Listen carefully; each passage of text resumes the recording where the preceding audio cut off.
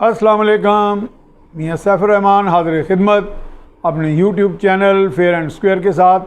आपसे गुजारिश है कि इसको ज़्यादा से ज़्यादा सब्सक्राइब और शेयर करें और कमेंट ज़रूर करें, क्योंकि आपके कमेंट से हमारे इल्म में इजाफ़ा होता है और ये सिलसिला आगे बेहतर अंदाज में चलता रहेगा। आज का मौजू है मीडिया तमाशे।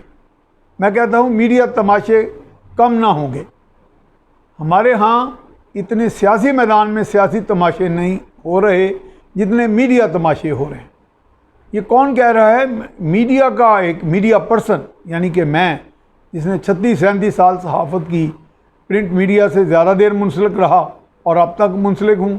एक अच्छे बड़े ओहदे पे, एक सरबराह के तौर पे ग्रुप के एक रिपोर्टिंग टीम के फाइज हूँ। एक बहुत बड़े अंग्रेज़ी अखबार में, उर्दू अखबार में भी रहा, बड़े अखबार में, और 2 बड़े उर्दू अखबारों में जंग में भी रहा, ख़बरें में भी थोड़ा अरसा गुजारा और ब्यूरो चीफ रहा एक और अखबार का, लेकिन ज़्यादा अरसा जंग ग्रुप में गुजारा। और मेरा कॉलम भी फेयर एंड स्क्वायर के नाम से बड़ा पॉपुलर हुआ, जिसी उन्वान से हम आजकल ये यूट्यूब चैनल चला रहे हैं, जिसका माने भी खरी बात है, सच्ची बात।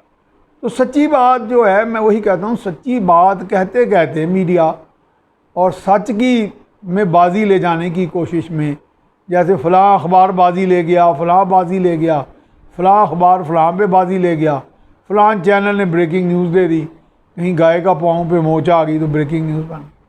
तो इसी जोश में एक दौर में, यानी उसमें हम पाकिस्तानी मीडिया को बाज़ का तनकीद का निशाना बनाते हैं, बैनुल अक़वामी मीडिया भी उस रौ में बह गया। कहा गया कि जी एक मिस्टर मनी बैग इंटरनेशनल है, ये कोड वर्ड नेम है किसी का, जो डबलिन एयरपोर्ट का बरतानिया में कहीं पे गिरफ़्तार हुआ, और जिसको गिरफ़्तार करने वाली बरतानवी पुलिस है। और वो कौन था मिस्टर मनी बैग इंटरनेशनल? उन्होंने कहा जी कोड खोलें तो पता चलेगा, वो मियां सैफुर रहमान है, यानी कि मैं, बकल में खुद, बज़ में खुद।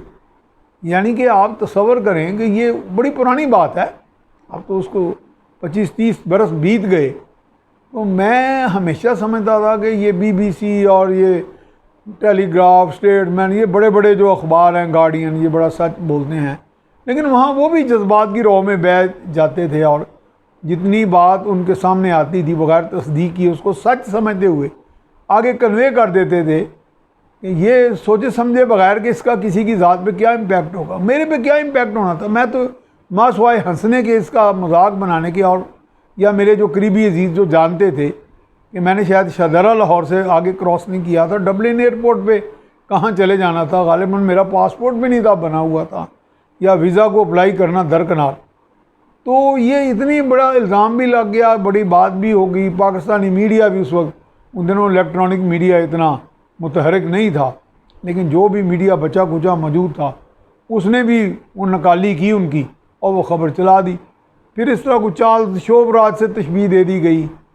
फिर एक सहाफ़ी ने कहा जी कतर के जब सैफुर रहमान शहबाज शरीफ को मिलने गए, मैं भी जाता था, मेरे वो क्लास फेलो थे, और फिर अखबार नवीस होने के नाते तो हम लोगों को मिलते रहे। मुख्तलिफ़ पार्टीज़ के जो सरबराहान हैं, भले वो मजहबी पार्टी के हों, भले PTI हों, भले पीपल्स पार्टी हो, नवाज़ लीग हो, काफ लीग हो, इन सबको मिलते रहे और निकले वहाँ से मौसूफ़ कतर के सैफुर रहमान, जिन्हें इख्तिसाबुर रहमान कहा जाता है। और हमारे एक बहुत बड़े TV एंकर ने कहा जी मियां सैफुर रहमान अंदर से बरामद हुए हैं।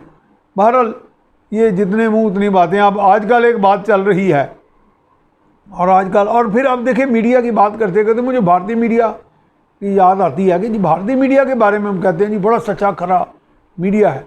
उन्होंने सोशल सेक्टर में और एंटी करप्शन के मामले में काफ़ी काम किया है, कोई बात इसमें कोई शक नहीं है, और बहुत सी चीज़ों का कच्चा छटा सामने छापा है, शाये किया है, नशर किया है। लेकिन रियासती जबर के मामले में एक कौमियत, भले वो या एक मिनॉरिटी हो, क्रिश्चियंस हों, सिख हों, और ख़ास तौर पे मुसलमान हों, या दलित हों और कश्मीरी हों, तो रियासती जबर जाबी इनके ख़िलाफ़ रवा रखा जाता है। मीडिया के अक्सरियती लोग, भारतीय मीडिया के, रियासत की ये जाबराना पॉलिसी पर को सपोर्ट करते हैं, का साथ देते हैं। ये कैसा मीडिया है? मीडिया तो रियासत के जो अहम सतून हुकूमत होता है उसके वैसे ही वो मुखालिफ समझा जाता है, यानी वो गवर्नमेंट सही जा रही है या गलत, یعنی سمجھا جاتا ہے کہ میڈیا ان کے ہاں میں آنی ملاتا، لیکن یہاں وہ مکمل طور پہ آفاقی اصولوں کے تحت، بین الاقوامی قوانین کے تحت کشمیر میں اور مائنورٹیز کے حوالے سے غلط جا رہی ہے۔ لیکن بھارتی میڈیا اللہ پناہ، وہ تو اس کی پوری سپورٹ کر کے ان کو تقویت دیتا ہے مورل۔ اور جب ہم امریکی میڈیا کی بات کرتے ہیں تو وہ میں تو انہیں کہتا ہوں سپوکس پرسن میڈیا ہے۔ وہ بھی کبھی کبھار تو کبھی سکوپ یا کوئی ایکسکلوسیو سٹوری دے دیتے ہیں، لیکن زیادہ تر وہ وائٹ ہاؤس کے ترجمان کا بیان ہی آگے لے کے چلتے ہیں۔ ایجنڈا سیٹنگ ہے، یہ ایجنڈا سیٹنگ ہے۔ لیکن میرا خیال ہے کہ میڈیا کو یہ تو ایسے ہی ہے جیسے کبھی ایک بھارت کے وزیر تھے، ان کے وزیر داخلہ چدمبرم، وہ ایک پکڑے ہوئے دہشت گرد کے بارے میں کہنے لگے کہ he must be brought to Indian justice, یعنی اس کو انڈیا کا نظام انصاف سے ڈیل کرنا ہم نے۔ اسی طرح امریکہ کہتا تھا کہ یہ جو دہشت گرد ہیں القاعدہ کے، ان کو امریکی نظام انصاف سے ڈیل کرنا ہے۔ تو جی میڈیا اور انصاف جو ہیں یہ کچھ آفاقی کوئی ایسے بین الاقوامی یونیورسل اصول ہیں، قواعد ہیں جن کے مطابق چلتا ہے۔ لیکن یہاں پہ ہم دیکھ رہے ہیں کہ چال بے ڈھنگی ہے، ہمارا میڈیا بھی تماشے کر رہا ہے، باہر کے میڈیا بھی تماشے کر رہے ہیں، اور اس تماشے میں سفر کون کر رہا ہے؟ Common man. اسی کے ساتھ اجازت دیجیے، اللہ حافظ۔